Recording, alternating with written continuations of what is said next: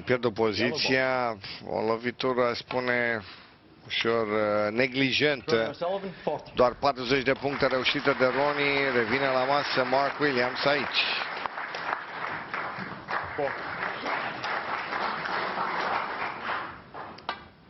Ușoară lejeritate în lovitura pozițională a lui Ronnie.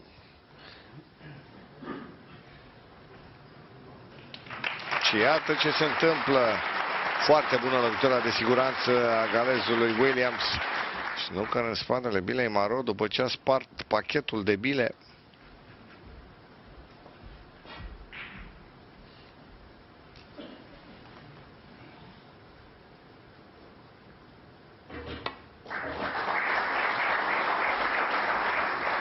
Nu. Foul și ratare. Foul and a miss. Mark Williams, 4. A jucat pentru bila roșie din dreapta bilei negre. Da, Ciprian. Ciprian nu știu. Chiar nu știu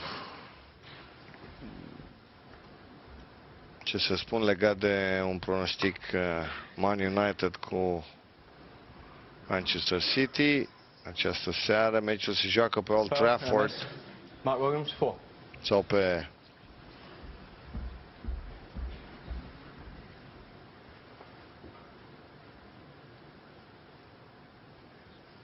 Stadionul Cetățenilor. Cred că, după cum ai scris, pe Stadionul Cetățenilor, pentru că în tur, din câte mi-aduc aminte, a fost un dezastru pentru Man United pe Old Trafford. A treia tentativă a lui Ronnie și al treilea fault. Foul and a miss. Mark Williams, 4. Trebuie să schimbe ceva. Mark Williams stă liniștit, cere refacerea poziției.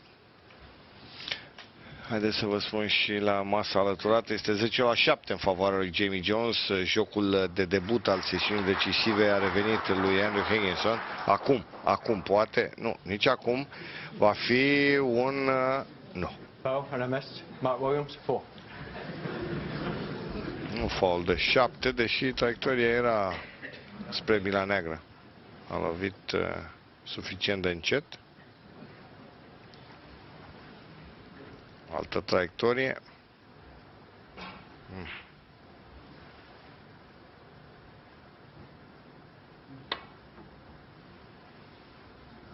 Din manta superioară să vină să lovească bila. Ia să vedem. Da. Acum traiectoria e bună, intensitatea loviturii trebuie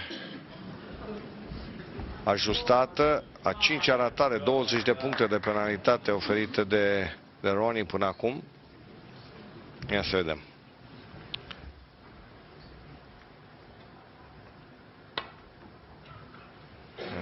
Intensitatea îmi pare bună, să vedem dacă și traiectoria este, s-ar putea să nu. Ei, acum s-ar putea ca Mark Williams să accepte. Nu, e grea lovitura și riscantă.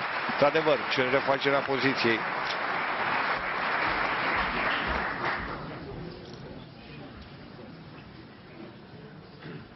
Recordul de 14 fault și ratări îi aparține lui Dave Harold.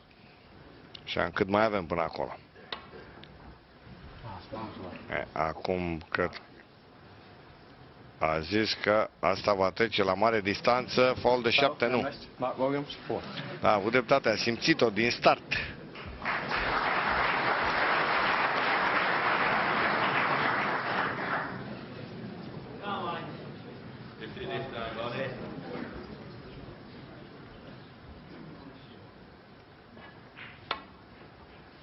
A 8-a încercare, ia să vedem. Nu, departe. Foul and a miss.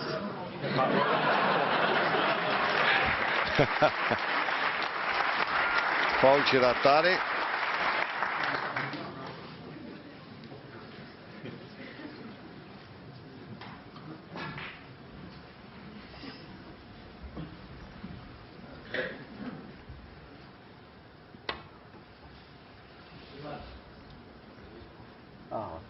Da, zis, oh dear.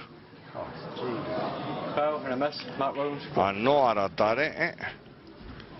Poate Ronnie vrea și acest record. Să lăsăm în pace.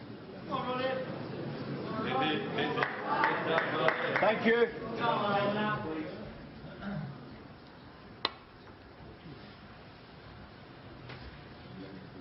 Mai bine, dar acum prin față e bine, da! În sfârșit! Bravo!